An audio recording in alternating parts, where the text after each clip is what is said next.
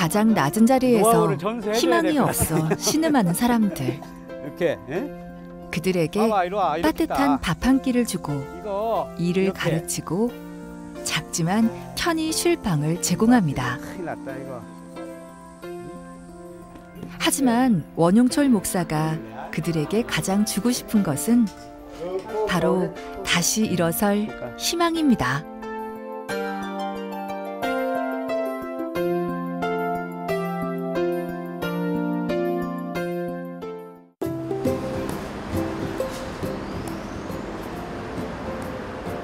대전에 있는 베델의 집. 지금 이곳 식당에는 갓 담근 맛있는 김치 냄새가 가득합니다. 오늘의 주인공 원용철 목사도 식당에서 만날 수 있었는데요. 바로 인근 쪽방에서 어렵게 사시는 어르신들에게 드리기 위해서 김치를 반찬통에 나눠 담는 중입니다.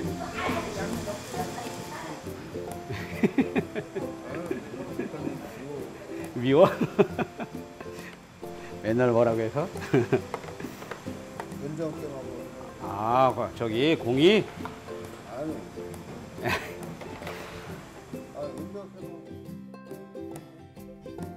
보기에도 먹음직스러운 반찬들. 김치뿐만 아니라 두고두고 먹을 수 있는 각종 반찬들이 하나씩 준비됩니다. 그거는 이걸 안 떠줘. 아니, 고물 줍는데 뭐가 그거는 저거 안 들어가잖아. 자원봉사자들과 쉼터 식구들과 함께 허물없이 대화하며 반찬을 준비하는 원용철 목사. 이 반찬으로 또 몇 끼를 버텨내실 분들을 생각하며 같이 마음을 모아봅니다.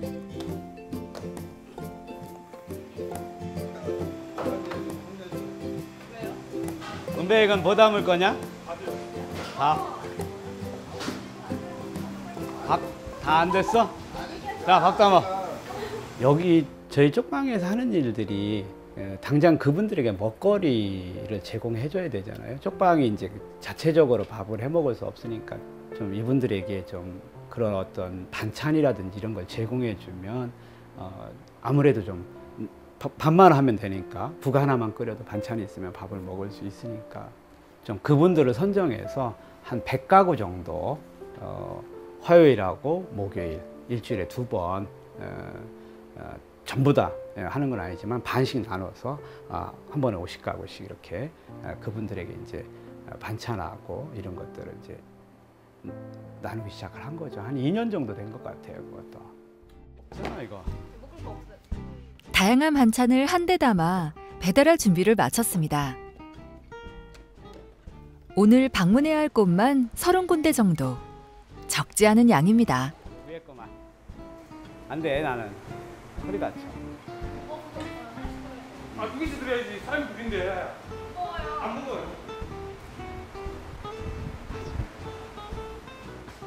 오늘 엮겠어요. 놓고 가요. 쪽방조차도 없어서 숙박업소에서 지내시는 어르신을 만나뵈러 왔습니다. 겨울엔 춥고 그렇지. 그러니까 선풍기 언제 받으신 거야? 작년에? 그게 한 2년 됐나? 그렇지. 올해 3년째 나나 그럴 거야. 아직 고장 안 났어요? 고생 안 났어. 맛있게 드세요. 예. 건강 조심하시고요. 예. 아유, 갈게요.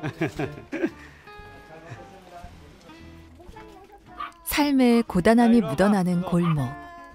정성 담은 반찬으로 예. 끼니 걱정만이라도 덜어줄 수 있다면 좋겠습니다. 사람을 되게 좋아하는구나.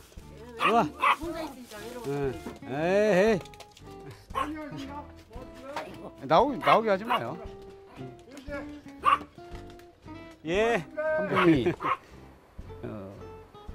그것조차도 해먹을 수가 없는 거예요. 아파가지고 우리가 죽어도 정말 그분을 이렇게 보면서 지금 당장 저희들이 이제 그 반찬을 이렇게 나눌 때 그 반찬만 나누는 게 아니라 가서 말벗도 해주고 그 사람들 상황을 이제 어려운 가장 한계 계층에 있는 사람들이잖아요. 노인들이고 거동도 불편한 분들이고 이런 분들이니까 그래서 이제 그런 상황들을 파악하고 계속 이렇게 팔로우업을 하는데 그걸 이제 파악을 못한 거죠. 그래서 정말 그분 같은 경우는 지금 다시 저희가 이제 이거는 반찬보다 더 필요한 게 치료다 그래가지고 지금 일단 수액부터 시작을 해가지고 병원에 입원시키려고 지금 준비하고 있는데 참 그런 경우 아무리 우리가 뭔가를 하려고 해도 빠져있는 부분들이 있고 저희가 미처 발견하지 못하는 부분이 있고 어느 경우는 가보면 며칠 안 가보면 그 사이에 이제 돌아가시는 분도 있고 참 답답하죠. 그런 분들 보면.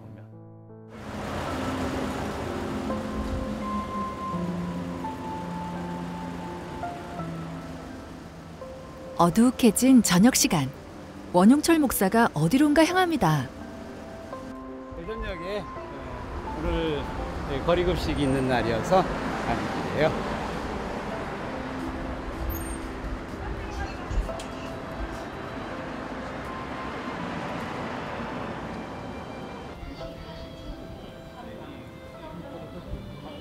기회를 잃어서 안녕하세요. 안 되네. 노하우를 전수해줘야 될 것 같아요. 이렇게. 예? 네, 맞습니다. 대전역에서 노숙인들을 대상으로 무료 급식을 시작한 게 벌써 17년째. 그저 빈민 사역을 하고 싶다는 마음으로 왔지만 아무것도 준비된 게 없어 함께 노숙을 하며 그들을 이해하고자 노력했습니다. 그렇게 시작된 것이 무료 급식입니다. 제가 대전에 올라와서 이제 베델의 집이라고 하는 그 빈민 사역을 하겠다고 이제 결단하고 대전에 올라와서 처음에 할 수 있는 일이 없었어요. 와 보니까 이제 준비된 것도 없고 단지 이제 그렇게 해야 된다라고 하는 계획 정도. 그래서 이제 제가 98년도에 IMF 직후에 대전에 올라왔는데 와서 보니까 할 게 없어서 대전역으로 그냥 직접 나갔습니다. 나가서 한 달 동안 제가 그 사람들하고 똑같이 노숙을 해요. 그래서 이제 노숙하면서 그분들의 이야기도 듣게 되고 그분들의 이제 상황도 알게 되고 그래서 한 달 동안 그 사람들하고 지내면서 이 사람들이 가장 필요한 게 뭔가. 근데 이제 준비된 건 없잖아요. 그래서 당장 그때 당시는 먹거리가 가장 중요하구나. 그래서 이제 한 달 만에 노숙을 접고 이제 컵라면 급식을 대전역에서 이제 매일 저녁 그때 10시에 한밤중에 했거든요. 슬슬 저 끝에까지 가봐야 돼. 그쪽까지도 이렇게 식판 놓고 가는 분들이 있어. 그래서 저기서 보면서 식판이 그냥 이렇게 식판 놓여 있으면 가져와야 돼. 그래. 급식뿐만 아니라 틈나는 대로 노숙인들과 대화하며 어려운 점은 없는지 살뜰히 살핍니다. 버리려고? 아까 물리치료 가져갔다 왔어요, 사모님. 그랬어요? 저기 앞으로 이제 격주로 예. 침을 놔. 다시 침 시작됐으니까 침 맞으러 오셔요. 그러니까 수요일 날 다음 주 수요일은 없어. 그 다음 주 수요일. 물리치료 받는 분들이 침 맞으면 그분도 그 얘기 하더라고. 저기 통증 그건 좀 많이 좋아진다고. 17년 동안 하신 목사님이신 만큼 이렇게 노숙자분들이랑 친하고 악수 정도 할 정도면 이렇게 오래 하신 거니까 원래 꿈이 목사님이었어요. 그래서 만약에 목사님이 되면 저런 목사님 되고 싶어요. 이렇게 오늘 하루가 또 저물어 갑니다.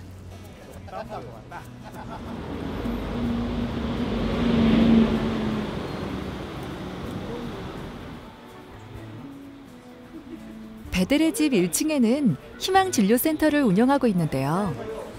지역의 어려우신 분들을 위해 일주일에 2번 무료로 진료를 실시하고 있습니다. 그러면 CT하고 MRI도 한 거야? 모 목사님? 아니, 캐라고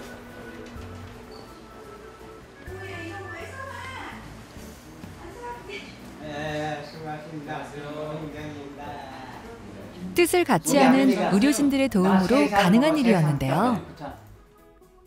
가난하다는 이유로 병원을 자주 못 가 병을 더 키우는 사람들. 그들을 위해 무료 진료소를 열었습니다.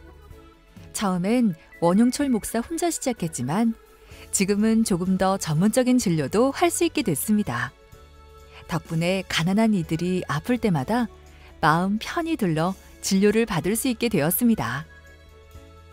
대전역 한기퉁에 천막을 치는 거였어요. 이제 한겨울 이제 밤마다 한 20-30명씩 모이는데 오면은 감기 걸렸다 뭐 했다 그러는 거예요.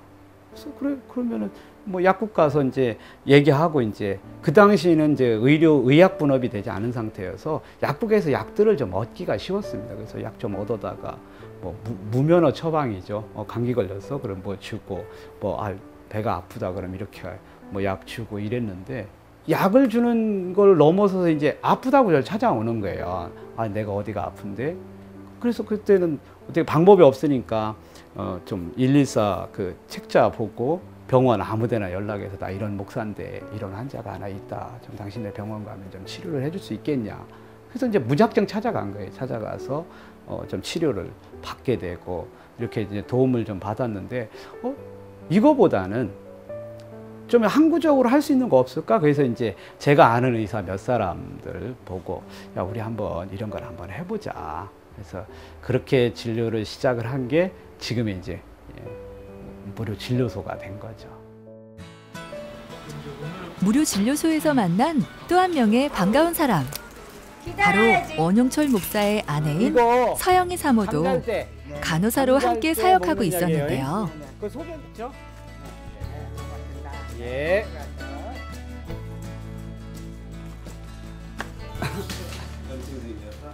묵묵히 남편의 일을 돕다 보니 이제는 자연스레 이 빈민 사역에 동화가 되었다는 서영희 사모. 하지만 사역으로 늘 바쁜 남편에게 여전히 아쉬운 점도 있습니다. 목사님한테 바라는 게 있다면 너무 이렇게 이제 하는 일이 이렇게 해야 될 일들이 많다 보니까 개인적으로 이렇게 이제 할 수 있는 그런 영역들을 자꾸 제외시키는 거죠. 그러니까 사회의 필요에 의해서 일을 하다 보니까 개인적으로 좀 해야 될 이제 가정의 일이랄지 뭐 이렇게 가족과 함께하는 거랄지 이런 것들을 거의 배제를 시키시거든요. 거의 생각을 안 하는데 이제는 아이들이 이제 컸는데 오히려 더 그런 부분들이 이렇게 요청되는 부분들이 있어요. 아이들이 어렸을 때는 그걸 모르고 그냥 엄마가 얘기하는 대로 다 그러려니 했는데 그래서 이제 그런 부분들이 일면 조금은 이렇게 생각을 하고 일을 했으면 좋겠다. 뭐 이 정도 바랄 것 같아요. 이렇게 많은 이들의 진심이 모여 만든 희망진료센터. 이곳을 통해 더 많은 이들이 건강해지기를 기대해 봅니다. 베델의 집에서 가장 기본적인 사역 중 하나는 바로 노숙인들에게 거처를 제공하는 쉼터 운영입니다.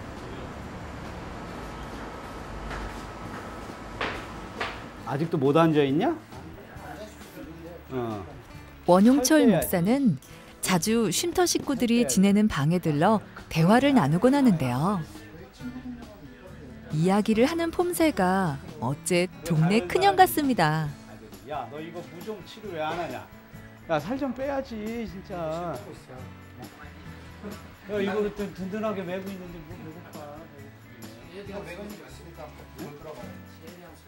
대부분 뭐 우리가 통상 말하는 홈리스여야만이 올 수 있잖아요. 근데 그 홈리스라고 하는 게 바로 거리에 나가서 이렇게 오는 경우, 저희가 이제 대전역 거리급식을 통해서 그분들이 정보를 얻고 이야기가 돼서 오시는 분들도 있고, 아니면 동사무소나 아니면 뭐 경찰서나 이런 데를 통해서 안내받아서 오는 분도 있고, 때로는 자기가 직접 저희 당장 이제 만화방이라든지 아니면 그 고시원 같은 곳에서 지내다가 아니면 일을 하면서 거기서 제공하는 어떤 숙소에서 지내다가 이제 일을 못 하게 됐을 때 인터넷이나 이런 걸 통해서 또 소문을 통해서 이렇게 배대리 집을 알고 찾아오는 분들도 있고요.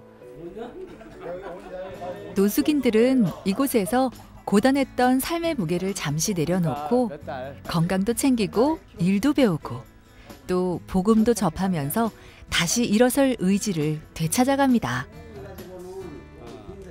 그러니까 이렇게 하자고, 이거 풀고 나서 일단은 하루 3끼 소식, 너는 뛰고, 응? 응? 밤마다 뭐 먹고 싶어갖고 죽으려고 할 거예요? 아니 그러니까 먹는 거 일단 줄이고, 왜 밤마다 한 사람씩 없어질지도 몰라. 그 뿌리공원까지 왕복. 원 목사님이나 다른 세 분 목사님들한테, 남지원 목사님이나 오성진 목사님이나 조발 목사님, 그분들이 일단은 발로 뛰어갖고 이렇게 만든 거잖아요.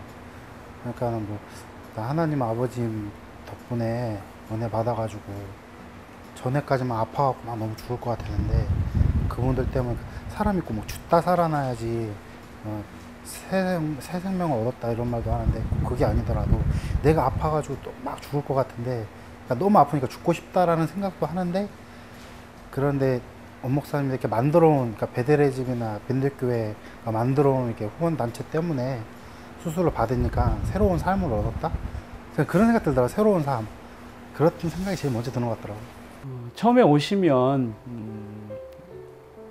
몸이 안 좋은 분들이 많아요. 저희 진료소를 통해서 진료 받으러 왔는데 도저히 이분은 진료소만을 가지고는 이분은 치료가 안 되고 병원에 입원해야 된다든지 아니면 수술을 해야 된다든지, 그런 경우는 이분들이 밖에 있으면 안 되잖아요. 그래서 이제 우리 쉼터에 시설로 와서 생활하면서 이제 치료를 받게 되는데, 아픈 분들은 우선 치료를 받아야 되잖아요. 그런 분들은 좀 시간이 좀 걸리는데, 그렇지 않은 분들은 오셔서 일단 숙식이 해결되잖아요. 여기는 생활시설이니까 숙식이 해결되면 자기가 이제 평소에 하던 일자리를 아니면 여기에서 이제 제공되는 그런 일자리를 좀 잡아서 다양하게 이렇게 해서 어느 정도 돈이 모아지면 인근 쪽방으로 이렇게 주거지로 옮긴다든지, 아니면 저희가 우리 공동체라고 해서 주거 지원을 해주는 그런 곳으로 가기도 하고 그럽니다.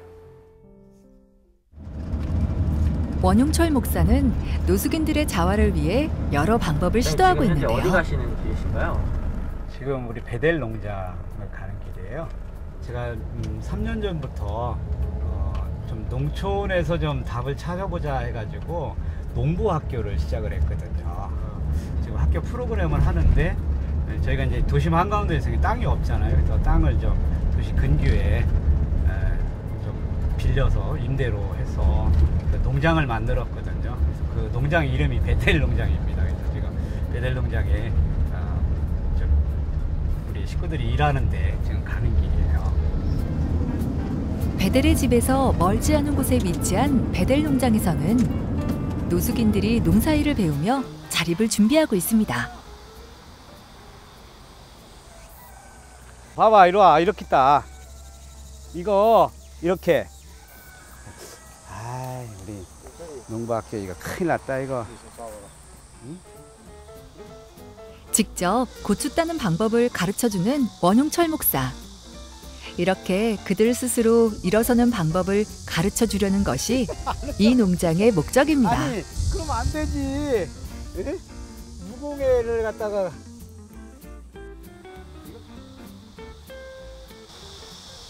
대부분 자활하면 기존의 일자리로 이렇게 가는 걸 의미하거든요.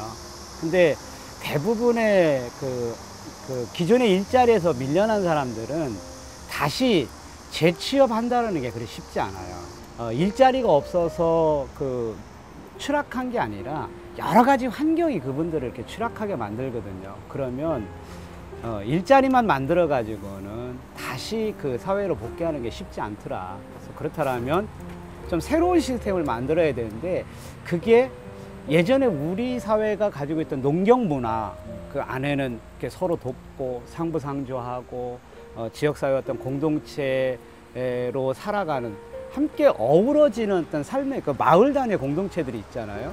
그래서 그걸 한번 회복하자고 합니다.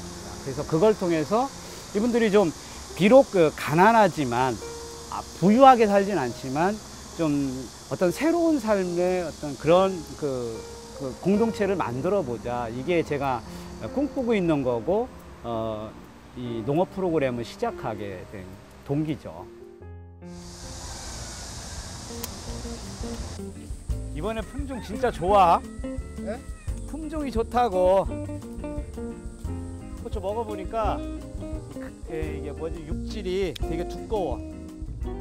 땀 흘린 만큼 돌려주는 땅. 이 정직한 노동을 통해 노숙인들은 낮아진 자존감도 회복해갑니다. 제가 농사라는 게 그전에는 힘들다고만 생각을 했었는데 내가 직접 농사를 해보니까 그 씨를 뿌리고 며칠 지나면 싹이 나고 또 싹이 좀 크다 보면은 열매가 맺고 그 하루하루 그 커가는 거 그런 제기를 보면은 아 이게 모든 것이 다 하나님의 섭리고 이거 자연의 섭리구나 하는 것을 다시 한번 느끼게 되고 생명이라는 것이 풀이나 이런 곡식이나 사람이나 똑같은 이가 하나의 생명체가 아닌가 그런 걸 생각하고 있어요. 희망이 없는 상황이 오래 지속되면 사람들은 넘어져 있는 그 상황에 익숙해지게 됩니다. 익숙함을 벗어던지고 다시 일어서는 꿈. 이제 혼자가 아니라 함께라면 가능한 꿈일지도 모르겠습니다. 아까 보셨잖아요. 저는 그런 마을을 만들고 싶어요. 잘 사는 마을이 아니라 정말 함께 사는 마을. 그리고는 그때는 지금은 제가 어떤 사회복지시설 아니면 어떤 그런 걸 만들어가는 어떤 기관장 아니면 코디네이터 뭐 그것을 이끌어가는 사람 이런데 그런 마을을 좀 만들고 그 마을이 만들어지면 거기도 교회가 필요하잖아요. 그러면 정말로 그 마을의 한 귀퉁이에 조그만 교회를 좀 세우고 언제든지 그 사람들이 거기서 살면서 또 상처가 생길 거잖아요. 그러면 교회 와서 그들이 기도하고 함께 기도해주고 함께 정말 살아가는 그런 공동체의 정말 교회 담임 목사 이게 정말 제가 하고 싶은 거예요. 경쟁에서 밀리고 한 번의 실수로 넘어지고 어디도 기댈 곳 없이 차가운 거리로 내몰린 사람들. 원용철 목사는 그들에게 함께 손잡고 다시 일어서 보자고 말합니다. 삶의 가장 낮은 자리에서 한 걸음 한 걸음 복음의 빛으로 말입니다.